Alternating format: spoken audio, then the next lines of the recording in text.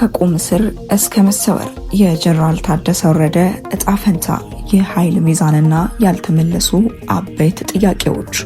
የቀድሞ የትግራይ ክልል ጊዜያዊ አስተዳደር ፕሬዝዳንት የደህንነትና ጸጥታ ቢሮ ኃላፊ እንዲሁም የክልሉ የታጠቁ ኃይሎች ዋና አዛዥ የነበሩት ጀነራል ታደሰ ወረደ በመቀለ ከተማ በሚገኙና በከፍተኛ ጥበቃ ስር በነበረው መኖሪያ ቤታቸው እንደማይገኙና አብሯቸው የነበሩ የጥበቃ አባላትን አካባቢውን ለቀው መውጣታቸው ተረጋገጠ።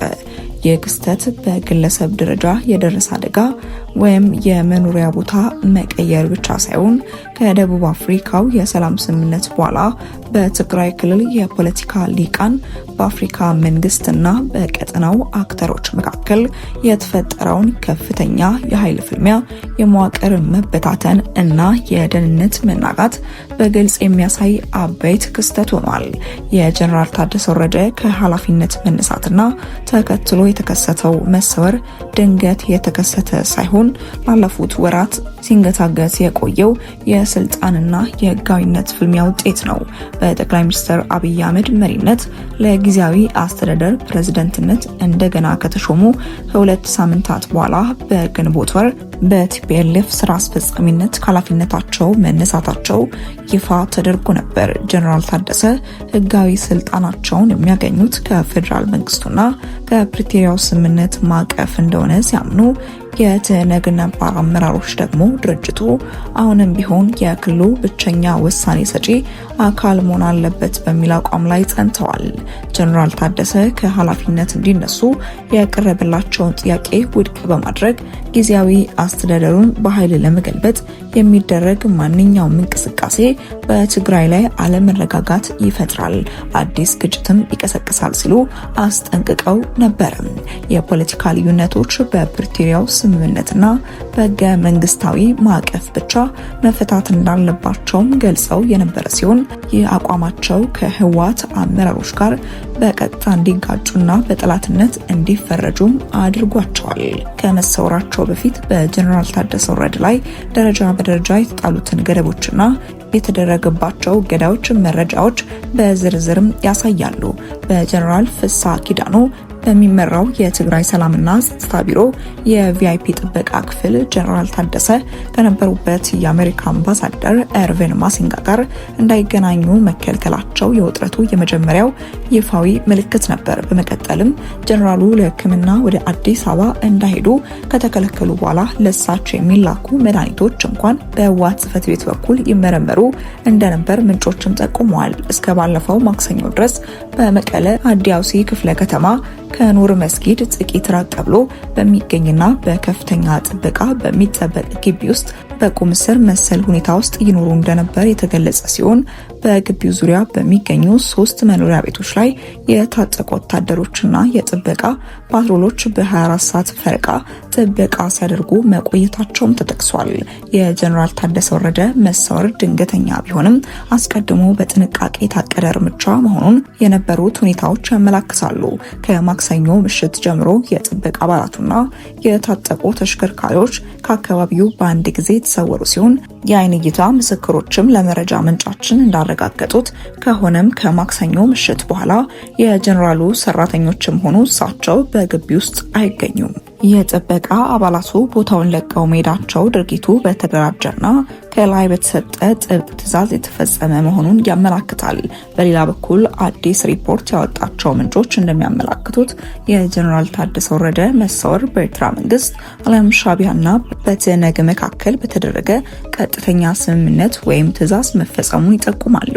በፕሪቶሪያው ስምምነት የተገለለው የኤርትራ መንግስት ከፌዴራል መንግስት ጋር ቅርበት ያላቸው የጊዜያዊ አስተዳደሩን መሪዎች ከጨዋታ ውጪ ማድረግ ይፈልጋል። በፕሪቶሪያው ስምምነት ያልተደሰቱ የህወሓት አካላት ደግሞ የፌዴራል መንግስቱን ተጽዕኖ ለመመከት ከኤርትራ ጋር ጊዜያዊ ጥምረት ፈጥረው ሊሆን እንደሚችልም ይገመታል። ጀነራል ታደሰ ወረደ በወታደራዊ ክፍሉ ጊዜ የነበራቸው ልምድ፣ በትግራይ ሰራዊት ዘንድ የነበራቸው ተቀባይነትና በፕሪቶሪያው ስምምነት ላይ የነበራቸው ጽኑ አቋም በኤርትራ መንግስትም ሆነ በፓርቲው ጠንካራ ክንፍ ዘንድም እንደ ዋና መሰናክል ተደርገው እንዲወሰዱም አድርጓቸዋል። በተጨማሪም ጀነራሉ ታመዋል፣ መድኃኒት እየተመረመረላቸው ነው ወይም በቁም እስር ላይ ናቸው የሚሉ የመረጃ ፍሰቶች ከተቀነባበረ የስነ ልቦና ዘመቻ ጋር ይያያዛሉ።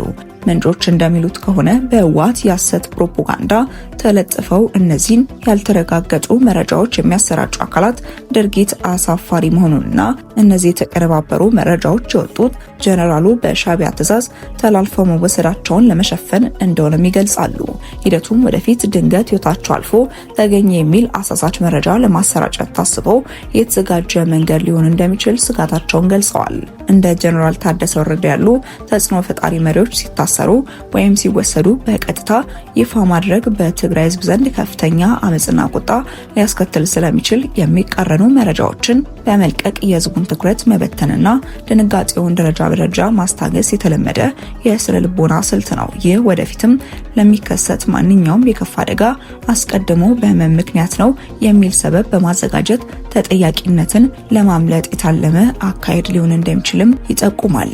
ጉዳዩን ይበልጥ ዲፕሎማሲያዊ የሚያደርገው ደግሞ የአሜሪካው አምባሳደር ኤርቪን ማሲንጋ ወደ መቀሌ የሚያደርጉት ጉብኝትና ከጀነራሉ ጋር ሊያደርጉት የነበረው ስብሰባ መታገዱ ነው። አሜሪካና ሌሎች ምዕራባውያን ሀገራት የፕሪቶሪያውን ስምምነት በዋና አምባሳደርነት ሲደግፉ የቆዩ በመሆናቸው የስምምነቱ ዋና ተግባር የሆኑት የጊዜያዊ አስተዳደሩ መሪዎች ታፍነው ሲወሰዱ ወይም ሲሰወሩ በሰላም ሂደቱ ላይ ያላቸው እምነት ሙሉ በሙሉ እንዲሸረሸር ያደርጋል። የአምባሳደሩ መቀለ መገኘት በትነግ አመራሮች ላይ ከፍተኛ ዲፕሎማሲያዊ ጫና የሚፈጥር ሲሆን በትግራይ ክልል የሚደረጉ የመልሶ ማቋቋምና የሰብአዊ እርዳታ ስራዎች በቀጥታ ከክልሉ ሰላምና ህጋዊ አስተዳደር ጋር የተያዙ በመሆናቸው ይህ አይነቱ ያልተረጋጋ ሁኔታ ዓለም አቀፍ ድርጅቶች እጃቸውን እንዲሰበስቡ ሊያደርጋቸው ይችላል።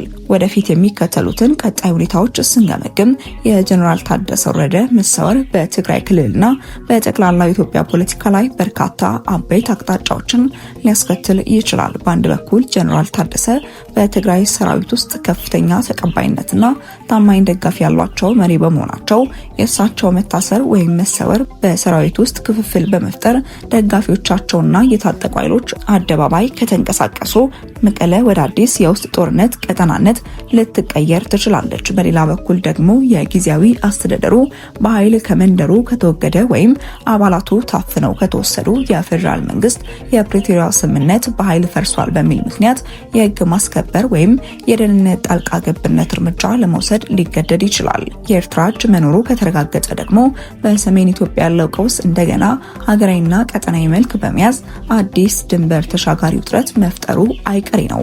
በአጠቃላይ የጀነራል ታደሰ ወረደ ሁኔታ ከስልጣን መነሳት አልፎ የመንቀሳቀስ እና የመታከም መብታቸውን ወደ ማጣት በመጨረሻም ከነበሩበት ከፍተኛ ጥበቃ የሚደረግበት መኖሪያ ቤት ባልታወቀ ሁኔታ ወደ መሰወር ያመራ ሂደት ነው። የአጋጣሚ የትግራይ ክልል ከጦርነት ወደ ዘላቂ ሰላም የሚያደርገው ሽግግር ምን ያህል በከፍተኛ አደጋ ስር እንደወደቀ የሚያሳይ ነው።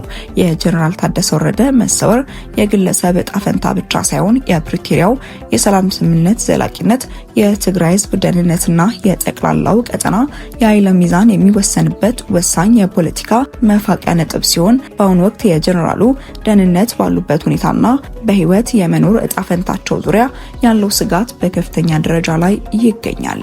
በተያዘው መረጃችን ደግሞ የህወሓት ቡድን መሽኮርመሙን አቁሞ ዓላማውን በግልጽ መናገር የጀመረ ሲሆን የብልጽግናውን መንግስት አስወግደዋለሁ እያለ ነው። ቡድኑ ካለፈው እሁድ አንስቶ ህልውናዬ የሚረጋገጠው በብልጽግና መቃብር ላይ ነው በሚል መሪ ቃል ስብሰባዎችን እያደረገ ይገኛል።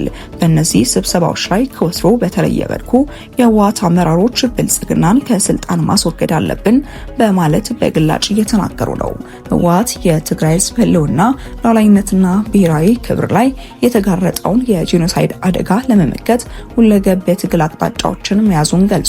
ድርጅቱ እንዳመላከተው የብልጽግናን አገዛዝ ለሰላምና ለድርድር የሚሆኑ አማራጮችን በመዝጋት በህዝቡ ላይ ያወጣውን የጥፋት እቅድ ለመሸፈን የውስጥ አቅምን ማጠናከርና የደጀን እንዲሁም የግንባር አሰላለፍን ማስተካከል ቁልፍ እርምጃ ነው ብለዋል። በተጨማሪም በዚሁ አገዛዝ ህልውናቸው በአደጋ ላይ ከወደቁ ሌሎች ኃይሎች ጋር ጥምረት በመፍጠር የአገዛዙን እድሜ ለማሳጠር እንደሚሰራ የገለጸው ህወሓት ከጠላት ጋር ተሰልፈው የህዝቡን ትግል የሚያደናቅፉ አካላትና ባንዳዎችን በመለየትና በመታገል የማይቀረውን ድል ለማፋጠን ህዝባዊ ትግሉን በግንባር ቀደምነት እንደሚመራ አስታውቋል። በመጨረሻም ህወሓት የትግራይ ህዝብ ህልውና የሚረጋገጠው በብልጽግና ጄኖሳይድ አገዛዝ መቅበር ነው በማለት የጦርነት መግለጫውን ቋጭቷል። የህወሓት ምክትል መሪ አቶ አማኑኤል አሰፋ ከኤርትራ ድንበር ቅርብ ርቀት ብልጽግናን ስለመገልበጥ ሲመክሩም ውለዋል።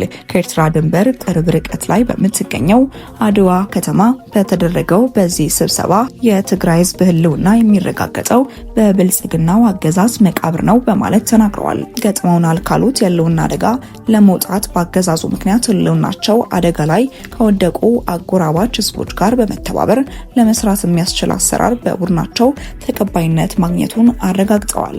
የህወሓቱ ምክትል ሊቀመንበር አማኑኤል አሰፋ ባለፈው ሳምንት መሬት ላይ ወረደ ጽምዶ የሚባል ጥምረት የለም ማለታቸው አነጋጋሪ እንደነበር ይታወሳል። አሁን ደግሞ ውሎ ሳያደር በማግስቱ በይፋ ከውጭና ከውስጥ ኃይሎች ጋር ቅንጅት መፍጠራቸውን በአደባባይ እየገለጹ ይገኛሉ። ህወሓት በግልጽ የፕሪቶሪያውን ስምምነት በመጣስ የኢትዮጵያን መንግስት ለመጣል እየተንቀሳቀሰ ነው። ዓላማው የፕሪቶሪያው ስምምነት እንዲከበር መታገል ሳይሆን መንግስትን መጣል እንደሆነ በይፋም ተናግሯል። በትግራይ ክልል በሁሉም አካባቢዎች ከባለፈው እሁድ ጀምሮ ውይይት እየተካሄደ ይገኛል። ህዝቡና ወጣቱ ለጦርነት እንዲዘጋጅ ከሁሉም አመራሮች በግልጽ እየተነገራቸው ይገኛል። የህወሓት ዋና ጸሐፊ የሆኑት ፈትለወርቅ ባካሄዱት ስብሰባ ላይ አዲስ አበባ እስክንገባ ብቻችንን ጦርነቱን እንሸከመዋለን ማለት አይደለም፣ ብዙ አጋሮች አሉ። አዲስ አበባ በር ላይ ፋኖና የኦሮሞ ነጻነት ግንባር አሉ፣ ከነሱ ጋር እንጣመራለን። ስለዚህ ብዙ ወዳጆች አሉን ሲሉ ተደምጠው ነበር። ለዚህም የኦሮሞ ነጻነት ሰራዊት ምላሽም ሰጥቷቸው ነበር። ህወሓት ለትግራይ ህዝብ በኤርትራ በኩል የነዳጅ ምርትን ማስገባቱን ገልጿል። ነገር ግን ገባ የተባለው ነዳጅ ለህዝቡና ለአስተዳደራዊ አገልግሎት ሳይሆን ለወታደራዊ ዓላማ ብቻ እንዲውል ስምሪት መሰጠቱም ተሰምቷል።